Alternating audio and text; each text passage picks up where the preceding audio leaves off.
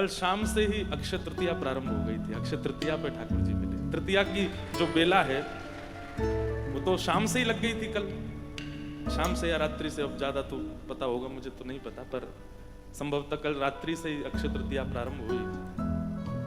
ठाकुर जी देखो कैसा योग संयोग बनाते हैं, क्योंकि ये चुना था ठाकुर जी ने कि हमें ऐसी व्यवस्था में मिलना है। साक्षी बनाया इतने सारे लोगों को, ऐसे संत जनों को उपस्थित किया, तिथि भी शुभ उपस्थित की। और धन्य है आप लोग। आप लोग तो ऐसे स्थिर होकर दर्शन करते हैं, बढ़ते ही नहीं है आगे।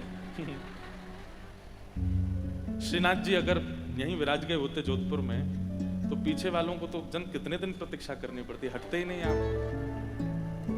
ऐसा आनंद कल हुआ।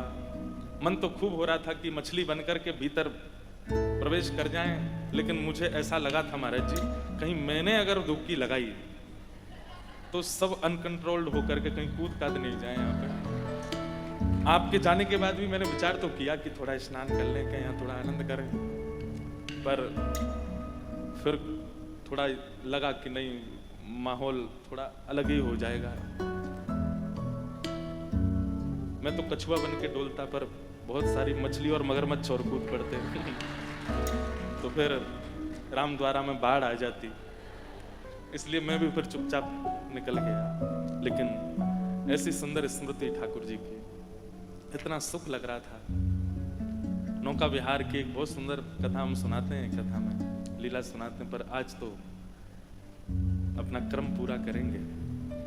आज अक्षय तृतीया है। आप सबको अक्षय तृतीया महोत्सव की बधाई हो, खूब खूब शुभकामनाएं, खूब खूब बधाई है। खूब सुंदर घर जाकर के, वैसे तो करके आए होंगे कुछ लोग, ठाकुर जी को सुंदर चंदन पधराना। आज से ठाकुर जी को उष्ण काल की सेवा का नियम शुरू हो जाता है। ठाकुर जी बढ़िया चंदन धारण करते हैं। हमारे ब्रज में तो कई ठाकुर चंदन की ही पोशाक पहनेंगे, पूरे अंग पे ठाकुर जी चंदन धारण करते हैं। ठाकुर जी को कोई भी वस्तु पधराने का अभिप्राय क्या होता है? जगत कल्याण। कि हे नाथ, हम पूरे विश्व की सेवा तो नहीं कर सकते, पर पूरा विश्व आपके भीतर विराजमान है, इसीलिए हम आपको ही चंदन पधरा रहे हैं, ताकि पूरे विश्व को आप शीतलता प्रदान कर दो। हम ठाकुर जी को चंदन देते हैं, ठाकुर जी को 56 भोग पधराते हैं। हे नाथ, आप आरोग लो, इस जग में कोई भूखा ना रहे। आप आरोग लेंगे तो सब लोगों को अन्न प्राप्त हो जाएगा। हमारे वृंदावन में ठाकुर जी को फूल बंगला धराते हैं। बिहारी जी में राधा, क्या अद्भुत फूल बंगला, 3 किलोमीटर दूर से सुगंधी आने लगती है पुष्पों की।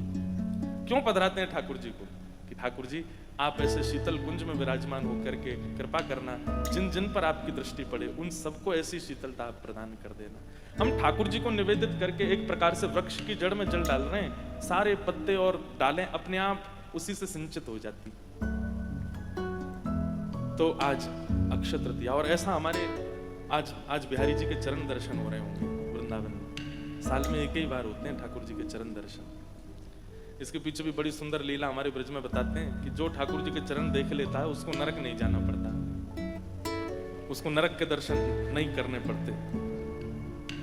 एक दिन यमुना जी ठाकुर जी से बोली कि हमारे भैया आपसे मिलने आए हैं, मतलब ठाकुर जी के साले साहब। कौन है ठाकुर जी के साले? यमराज। ठाकुर जी ने कही, कहो भैया साले साहब कैसे आए? बोले, आप तो हमारा व्यापार बंद कराने के उम्मीद में हैं, आप तो चाहते हैं कि हमारा जो नरक है वहाँ के सब किवाड़ बंद हो जाएं। ठाकुर जी बोले, क्यों? बोले, बिल्कुल अनावृत निरावृत चरणों के दर्शन आप सबको करा देते हैं। लोग कुछ भी करके आते हैं, आपके चरण देख लेते हैं और नरक दर्शन नहीं करना पड़ता। फिर संचिंतयेद भगवतस् चरणारविंदम वज्रांकुशध्वज सरोरुहलांचनाट्यम उत्तुंग रक्त विलसन नख चक्रवाल ज्योत्स्ना विराहत महद हृदयांधकार। कपिल देवभूति संवाद में भगवान कहते हैं चरण दर्शन की महिमा कितनी। तब यमुना जी और श्री यमराज जी के सुख के लिए ठाकुर जी ने चरण दर्शन एक ही दिन, अक्षय तृतीया के दिन। लेकिन हमारे ठाकुर जी बड़े चतुर हैं, ऐसी तिथि चुनी है चरण दर्शन कराने की, एक बार देख लो अक्षय हो जाता है। आज अक्षय तृतीया है। आज अगर आपने ठाकुर जी के, बिहारी जी के चरण देख लिए तो 365 दिन के दर्शन हो जाएंगे एक साथ ही, अक्षय हो जाता है। आज जो करो सब अक्षय हो जाता। अक्षय मतलब जिसका क्षय नहीं हो सकता। जिसका नाश नहीं हो सकता। आप चाहे उसके बाद में अपना व्यवहार स्वभाव पाप युक्त कर लीजिए, लेकिन आज के दिन जो किया गया है उसका क्षय कोई पाप नहीं कर सकता। इसलिए अक्षय तृतीया ठाकुर जी ने आज का दिन चुना अपने चरण दर्शन का, कि अगर आज हमारे दर्शन, तो ठाकुर जी बोले एक दिन चरण दर्शन कराएंगे, तो यमराज जी बड़े खुश हो गए। लेकिन फिर भी यमराज जी के यमलोक में भीड़ नहीं हुई। यमराज जी बोले अब तो एक ही दिन दर्शन करा रहे हैं बिहारी जी, फिर क्यों भीड़ नहीं हो रही? तब पता किया कौन सी तिथि को करा रहे हैं, बोले अक्षय तृतीया को करा रहे हैं। इस दिन करने से अक्षय हो जाता है। इतना इतना गुना फल जीवन भर ना करे तो भी उसका कोई बाल बाका नहीं कर सकता, उसको एक ही बार में संपूर्ण जीवन का फल प्राप्त हो जाता है। ठाकुर जी बड़े दयालु, बड़े करुणा निधान है, इसलिए आज का दिन चुना ठाकुर जी। आज के दिन दान का बड़ा विधान है। लोग कहते हैं कि आज दान करने से अक्षय होता है, धन पवित्र होता है, आदि आदि पवित्र। हम ऐसा एक भाव रखते हैं कि दान करने से अगर आज अक्षय होता है तो ऐसी वस्तु का दान कीजिए जिसके अक्षय होने से भगवत प्राप्ति हो। जैसे आज जो आगे आवे, जो सामने पड़ जाए आपके, उसको भगवान नाम का दान करो। किस लिए? कि नाम अक्षय हो जाए। आपके सामने जो आवे उसको प्रेम का दान करो, ताकि आपका प्रेम अक्षय हो जाए। धन अक्षय करने से, स्वर्ण अक्षय करने से, चांदी अक्षय करने से कोई लाभ नहीं है, सब रह जाएगा यहीं पर। लेकिन हरि नाम साथ जाएगा। हरि नाम से तेरा काम बनेगा, हरि नाम से तेरा काम बनेगा, हरि नाम ही तेरे साथ चलेगा, हरि नाम ही तेरे साथ चलेगा, हरि नाम लेने वाला, हरि नाम लेने वाला, हरि नाम गाने वाला, हरि का भजन करो, हरि है हमारा। आज हमको अक्षय तृतीया पे ऐसे सुंदर कोरस वाले मिल गए। हमारे साथ महाराज जी गा रहे हैं। अक्षय हो गया महाराज जी। अब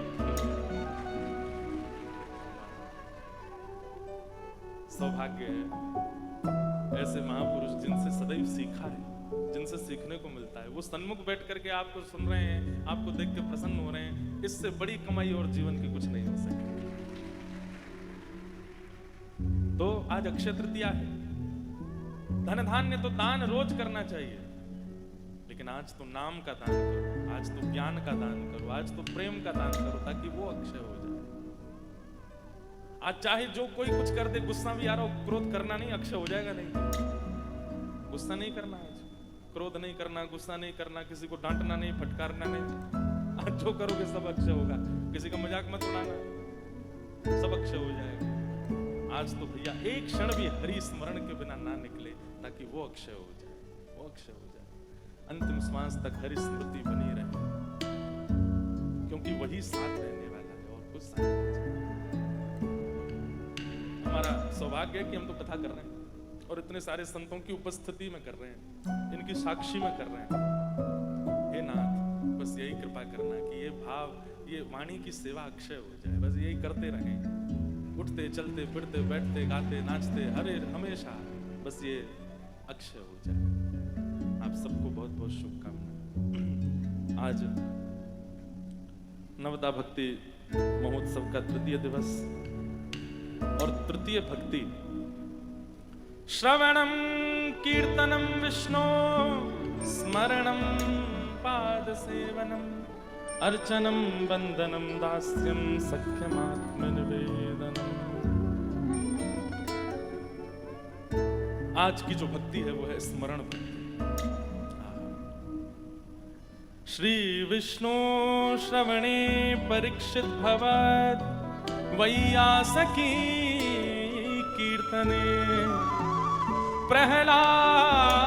प्रहलाद पादस्मरणे तदांग्रि भजने लक्ष्मी प्रथु पूजने। और आज की भक्ति के आचार्य कौन है? श्री प्रहलाद जी महाराज। स्मरण भक्ति के आचार्य प्रहलाद जी महाराज, जिनके मुख से ही नवदा भक्ति का प्रवचन प्रकट हुआ है। प्रहलाद जी ही नवदा भक्ति का भाव अपने पूज्य पिताजी को सुनाते हैं। ये स्मरण भक्ति के आचार्य, बहुत ध्यान से सुनिएगा। स्मरण, तुम्हारी याद आती है, बताओ क्या करें मोहन। तुम्हारी याद आती है, बताओ क्या करे मोहन। तुम्हारी याद आती है, बताओ क्या करे मोहन। बताओ क्या करे मोहन। बताओ क्या करे मोहन। स्मरण भक्ति, स्मृति।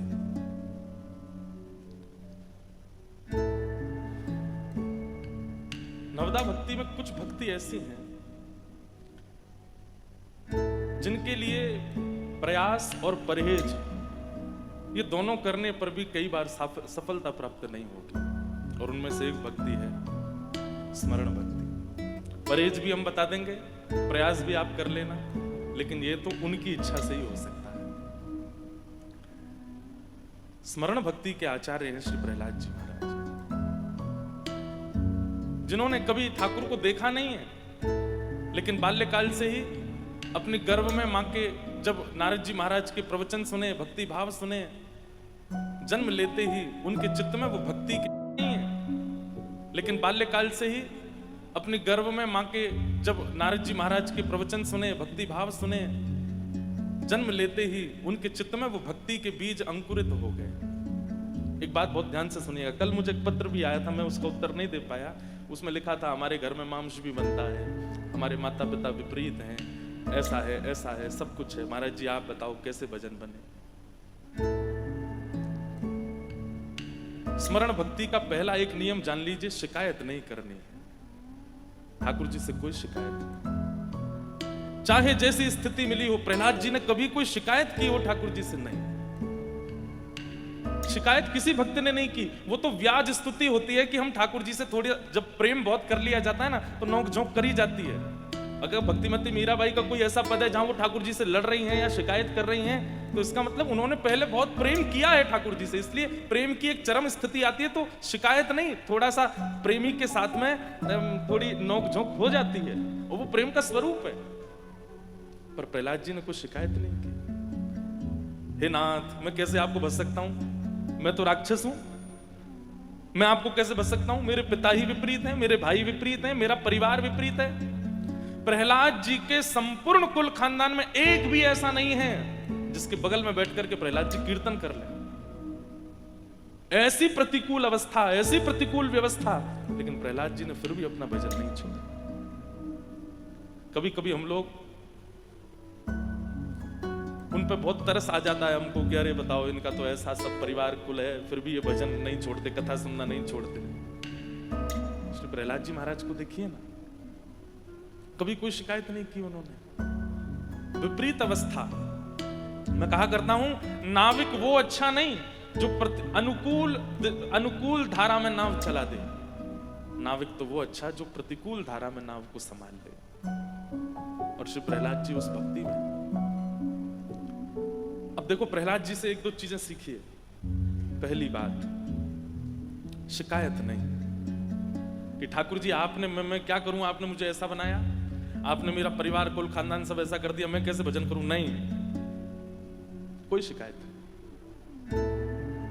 प्रहलाद जी महाराज नित्य अपने पिताजी को प्रणाम करते हैं, नित्य अपने भाई बंधुओं को वंदन करते हैं। भागवत जी में वर्णन है कि श्री प्रहलाद जी महाराज दानव विश्वविद्यालय पढ़ने गए, वहां जाकर के दानवी विद्या भी सीखते हैं, लेकिन इन सब के बाद भी प्रहलाद जी के चित्त पर कोई असर नहीं हुआ। चित्त तो हरि का ही है। एक बात हम खुल के कह दें, मान लीजिए कि आप भजन करते थे और अचानक 1-2 साल बाद ऐसा हुआ कि आपकी भक्ति में अब लेश हो गया, अब आपकी भक्ति कम हो गई, अब आप थोड़े से व्यभिचार में पड़ गए और आपसे किसी ने पूछा, बोले पहले तो भाई तुम बड़े भक्त थे, अब क्या हो गया? बोले यूनिवर्सिटी गए थे पढ़ने के लिए, वहां बच्चों का संग ऐसा हो गया, ऐसी संगति मिल गई, ऐसे लोग खाते पीते सब थे, क्या करें, धीरे धीरे हमारा व्यवहार भी बिगड़ गया। इसका मतलब पता है क्या है? आपके हृदय को ठाकुर जी ने तब भी स्वीकार किया ही नहीं था। अगर किया होता तो चाहे जैसी स्थिति परिस्थिति हो जाती, आप अपने चित्त से ठाकुर जी का त्याग नहीं करते। एक सामान्य से प्रेमी की चर्चा, क्योंकि ये जल्दी समझ में आता है इसलिए ऐसे उदाहरण देने पड़ते हैं हमको।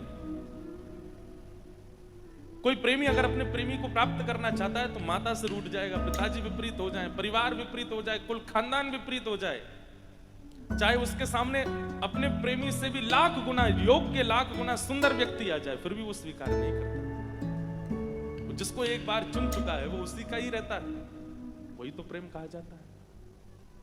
लेकिन पता चली कि हम जिससे प्रेम करते हैं उससे नेक ज्यादा पैसा वाला है, ये इसके संग रह लेंगे तो थोड़ा नेक ज्यादा हमको आगे भविष्य में कष्ट नहीं होगा, और फिर उसको हम छोड़ दें और वहां तो ये प्रेम है।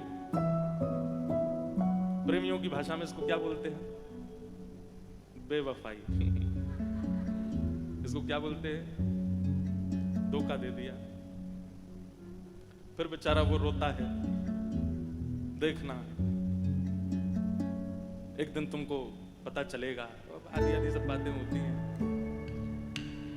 ठीक वैसे ही अगर एक बार हरि शरणागति ग्रहण की है, उसके बाद चाहे व्यवहार, चाहे संगति, चाहे आहार, चाहे कैसे भी स्थिति आ जाए, अगर उस स्थिति के आने पर आपके हृदय का स्वरूप परिवर्तित हुआ है, इसका मतलब वो पहले भी शुद्ध नहीं था, इसीलिए परिवर्तित हो गया। और अगर शुद्ध होगा तो महाराज अमेरिका की यूनिवर्सिटी में भी पढ़ाना, आपका व्यवहार नहीं बदलेगा, आपका चित्त स्वभाव स्वरूप नहीं बदलेगा। इसका मतलब वो पहले ही शुद्ध नहीं था, इसीलिए परिवर्तित हो गया।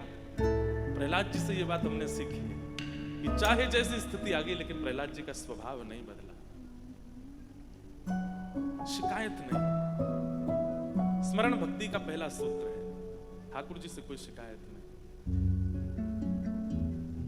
एक भाव मैं गाता हूं, उसमें पंक्ति आती है, न कोई शिकायत नहीं कोई जी, कर लो करा लो प्रभु जो है तेरी मर्जी। न कोई शिकायत ना कोई अर्जी, कर लो करा लो प्रभु जो तेरी मर्जी।